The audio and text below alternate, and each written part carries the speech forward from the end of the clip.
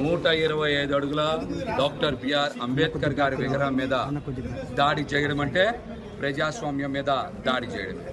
విజయవాడ నగరం నడిబొడ్డున ఎట్లాంటి పరిస్థితులు ఉంటే రాష్ట్రంలో ఎటువంటి పరిస్థితులు ఉన్నాయో ఒకసారి రాష్ట్ర ప్రజలందరూ కూడా అర్థం చేసుకోవాలి. కూటమి అధికారంలోకి వచ్చిన దగ్గర నుంచి దాడులు, దౌర్జన్యాలు, మర్డర్లు, మహిళల మీద అఘాయిత్యాలు జరుగుతూ ఉన్నాయి.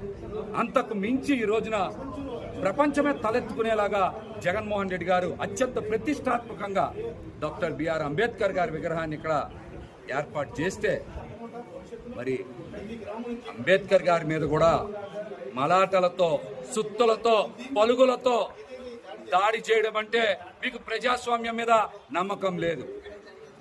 డాక్టర్ బిఆర్ అంబేద్కర్ గారి ప్రాంతానికి వచ్చి మీరు ఇక్కడ దాడి చేశారంటే మీకు ప్రజాస్వామ్యం మీద మీకు నమ్మకం లేదు. మీరు ఆటవిక పాలన సాగిస్తున్నారని చెప్పడానికి ఇంతకన్నా నిదర్శనం ఏం కావాలి? ఈ దాడి పూర్తిగా చంద్రబాబు నాయుడు గారు, లోకేష్ గారి కొనసాగంలోనే జరిగింది. అందుకని అధికారులందరూ కూడా సహకరించారు. కోతవేటు దూరంలోనే కమిషనర్ గారి కార్యాలయం, మరో పక్కన కలెక్టర్ గారి కార్యాలయం ఉంది, ఇంకో పక్కన గవర్నర్ గారి బంగ్లా ఉంది, ఎదురుగా హైకోర్టు జడ్జి గారి ఇల్లు ఉంది, ఇంకో పక్కన మున్సిపల్ కమిషనర్ గారి ఇల్లు కూడా ఉంది. మరి ఇంతమంది రాజ్యాంగబద్ధంగా మరి విధులు నిర్వర్తిస్తున్నటువంటి అధికారుల నివాసాల మధ్య ఉన్నటువంటి అంబేద్కర్ గారి విగ్రహానికి రక్షణ లేదంటే ఈ రాష్ట్రంలో రాజ్యాంగానికి, ప్రజాస్వామ్యానికి రక్షణ లేదని చాలా స్పష్టంగా అర్థం.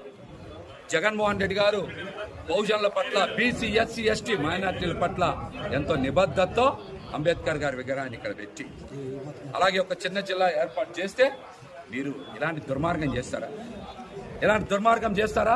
దీని మీద ఖచ్చితంగా చంద్రబాబు నాయుడు గారు రాష్ట్ర ప్రజల క్షమాపణలు చెప్పాలి. ఏదో 10 అక్షరాలు జగన్మోహన్ రెడ్డి గారి ఇక్కడ తీసేసినంత మాత్రాన, మీరు దాడి చేసినంత మాత్రాన ప్రజల హృదయాల్లోంచి జగన్మోహన్ రెడ్డి గారి పేరుని తీసేయలేరని కూడా తెలియజేస్తున్నాం. అదేవిధంగా ఈ రోజున జగన్మోహన్ రెడ్డి గారు నంద్యాల పర్యటనను కూడా పక్కదారి పట్టించే విధంగా కూడా ఇటువంటి కుట్రలు చేశారని మాకైతే స్పష్టంగా అర్థమవుతుంది.